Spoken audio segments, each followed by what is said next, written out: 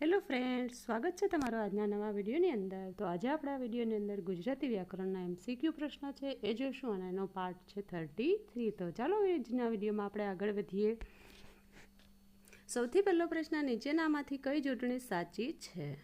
Option A અતિરિક્ત, option B અદ્ભુત, option C Dixit કે ઓપ્શન ડી મોં સૂજણું. તો આન્સર આવશે મોં સૂજણું.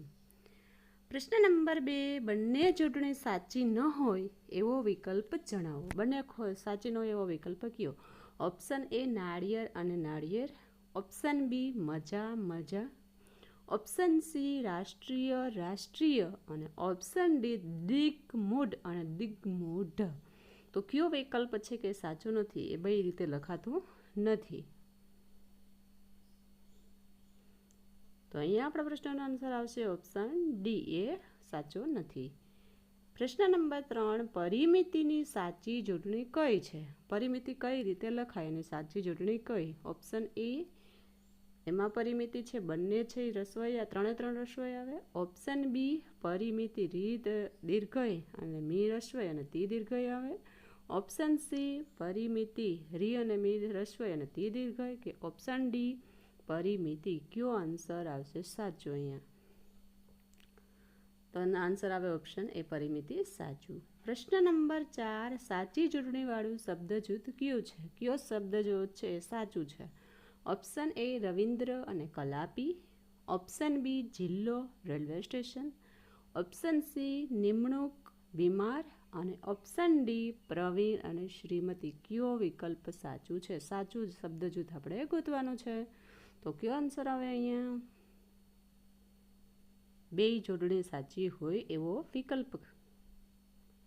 તો અહીંયા સાચી જોડણીવાળું શબ્દ જૂથ આવશે ઓપ્શન બી, જિલ્લો ને રેલવે સ્ટેશન. એ સાચું છે.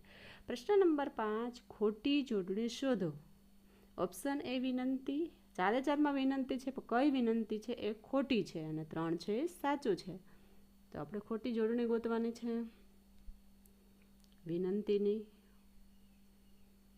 આ પ્રશ્ન અંદર આપણે ઘણી વખત કન્ફ્યુઝ થતા હોય છે અને એક્ઝામની અંદર આ મોસ્ટ આઈએમપી પ્રશ્નો છે અને પૂછાઈ ગયેલો પણ છે. તો અહીંયા આપણો આન્સર આવશે વિનંતીની જોડણી ખોટી છે, એ ડી છે ખોટી છે, બાકી 3 સાચી. પ્રશ્ન નંબર 6, સંધિ વિગ્રહની રીતે નીચેનામાંથી ખોટો ઉત્તર કયો છે? કયો ખોટો ઉત્તર છે એટલે કઈ જોડ સંધિ છે એ ખોટી છે? ઓપ્શન એ નિશ પ્લસ શબ્દ એટલે નિશબ્દ, ઓપ્શન બી ધનુષ પ્લસ ટંકાર એટલે ધનુષ ટંકાર, ઓપ્શન સી દુષ પ્લસ કાળ એટલે દુષ્કાળ અને ઓપ્શન ડી અધ પ્લસ કાય એટલે અધ કાય. તો આપણે ખોટો આન્સર શબ્દ છે જોડણી સંધિએ શોધવાનો છે. તો અહીંયા આન્સર આવે ઓપ્શન એ ખોટી છે. પ્રશ્ન નંબર 7, નીચેનામાંથી કઈ સંધિ સાચી નથી? એટલે કે ખોટી જોડણી ખોટી સંધિ ગોતવાની છે આપણે. ઓપ્શન એ તથ પ્લસ અપી એટલે તથાપી, ઓપ્શન બી શિર પ્લસ મણી એટલે શિરોમણી, ઓપ્શન સી વી પ્લસ સમ એટલે વિષમ અને ઓપ્શન ડી સસ પ્લસ કોણ એટલે ષટકોણ. ખોટી સંધિ છે એ શોધવાની છે એટલે કે સાચી નથી એ. તો અહીંયા આપણો આન્સર આવે ઓપ્શન એ, તથા વત્તા અપી એ ખોટી છે. પ્રશ્ન નંબર 8, સમીક્ષાનો સંધિ વિગ્રહ શું થાય? એટલે સમીક્ષાને સંધિ છૂટી પાડીએ તો શું આન્સર આવે? ઓપ્શન એ સમે પ્લસ ઈક્ષા, ઓપ્શન બી સમ પ્લસ એક્ષા, ઓપ્શન સી સમી પ્લસ ઈક્ષા કે ઓપ્શન ડી સમ પ્લસ ઈક્ષા. સાચો સંધિ વિગ્રહ શું થાય સમીક્ષાનો? તો અહીંયા આપણો આન્સર આવશે સમીક્ષાની સંધિ છૂટી પડશે સમ પ્લસ ઈક્ષા એટલે સમીક્ષા. પ્રશ્ન નંબર 9, સંધિ વિગ્રહનો સાચો વિકલ્પ કયો છે?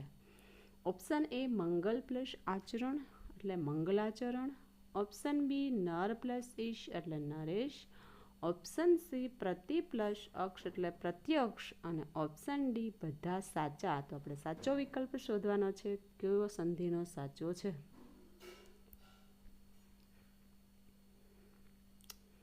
તો અહીંયા આન્સર આવશે 9મા પ્રશ્નનો ઓપ્શન ડી, બધા છે એ સાચા છે. પ્રશ્ન નંબર 10, સંધિ છોડો તથેવ.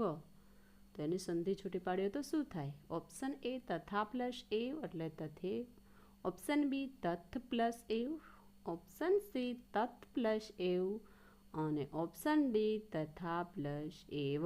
તો તથેવની સંધિ કઈ રીતે છૂટી પડે?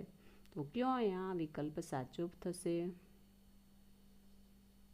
તો અહીંયા આન્સર આવશે ઓપ્શન ડી તથા પ્લસ એવ એટલે તથેવ. પ્રશ્ન નંબર 11 શબ્દકોશના ક્રમમાં છેલ્લે કયો શબ્દ આવશે? શબ્દકોશ પ્રમાણે આપણે કકાવારી પ્રમાણે ગોઠવીએ તો આપણે શબ્દકોશની અંદર કયો શબ્દ છે એ છેલ્લે આવે? Option A Kshitij, option B Krishna, option C Kaushalya અને ઓપ્શન ડી કુંદન. સૌથી પહેલો અક્ષર જોવાનો, જો પહેલો અક્ષર સેમ હોય તો બીજા અક્ષર પ્રમાણે જોવાનો, બીજો અક્ષર સેમ હોય તો ત્રીજા અક્ષર પ્રમાણે જોવાનો. તો એ રીતના કક્કાવારી ક્રમમાં આપણે ગોઠવીએ તો અહીંયા આપણો આન્સર આવશે સૌથી છેલ્લો અક્ષર આવે ક્ષિતિજ. પ્રશ્ન નંબર 12 શબ્દકોશ મુજબ સાચો ક્રમ કયો છે? ઓપ્શન એ મક્ષિકા, મકર, મંડિત અને મ્યાન, ઓપ્શન બી મકર, મ્યાન, મંડિત અને મક્ષિકા, ઓપ્શન સી મકર, મક્ષિકા, મંડિત અને મ્યાન અને ઓપ્શન ડી મકર, મંડિત, મ્યાન અને મક્ષિકા. ચાર ઓપ્શન આપણે સેમ જ લાગે છે. પહેલા અક્ષર પ્રમાણે જોઈએ તો બધામાં મ અક્ષર સેમ છે. બીજા અક્ષર પ્રમાણે જોઈએ તો પણ આપણે ક્ષ છે એને છૂટું પાડીએ તો ક શ અને અ આવે તો ક છે. ત્રીજા અક્ષર પ્રમાણે જોવાનું. એ રીતના આપણે કકાવારી ક્રમ મુજબ ગોઠવીએ તો અહીંયા આપણો આન્સર આવે ઓપ્શન સી મકર, મક્ષિકા, મંડિત અને મ્યાન એ સાચો આન્સર. પ્રશ્ન નંબર 13 શબ્દકોશનો સાચો ક્રમ જણાવો. કયો શબ્દકોશનો ક્રમ સાચો છે? ઓપ્શન એ મુ, મુ, મુમ, મી અને મૌ, ઓપ્શન બી મુ, મુ, મુ, મી અને મમ, મૌ, ઓપ્શન સી મુ, મુ, મુ, મી અને મૌ અને ઓપ્શન ડી મી, મુ, મુ, મો અને મૌ. તો કયો ક્રમ ચારમાંથી સાચો થશે કે યોગ્ય રીતે તે ગોઠવેલો છે? શબ્દકોશ પ્રમાણે આપણે જોઈએ તો અહીંયા આપણો સાચો આન્સર આવશે ઓપ્શન ડી મી, મુ, મુ, મુ અને મૌ. પ્રશ્ન નંબર 14 શબ્દકોશના ક્રમ મુજબ સાચો ક્રમ કયો થશે? ઓપ્શન એ હત્યા, હલ્લો, હલેશું અને હંસ, ઓપ્શન બી હત્યા, હલ્લો, હંસ અને હલેશું, ઓપ્શન સી હત્યા, હલેશું, હલ્લો અને હંસ અને ઓપ્શન ડી હંસ, હત્યા, હલેશું અને હલ્લો. પહેલાં આપણે પહેલા અક્ષર પ્રમાણે જોશું, પછી બીજા અક્ષર પ્રમાણે, બીજો સેમ હોય તો ત્રીજા અક્ષર પ્રમાણે જોઈએ. તો અહીંયા આપણો આન્સર કયો થશે?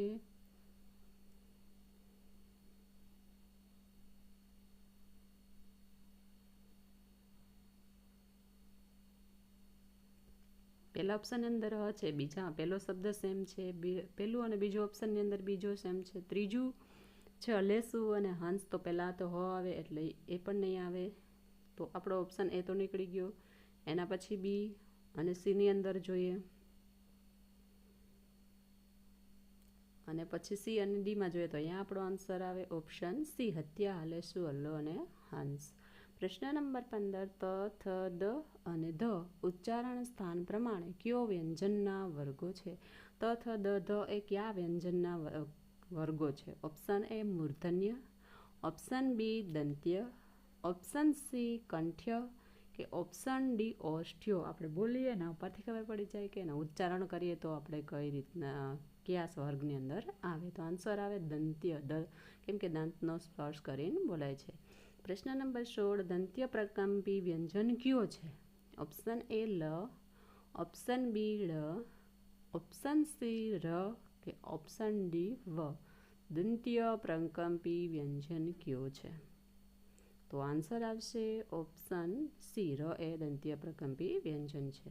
પ્રશ્ન નંબર 17 લાચાર શબ્દમાં લા પૂર્વકનો અર્થ શું થાય છે?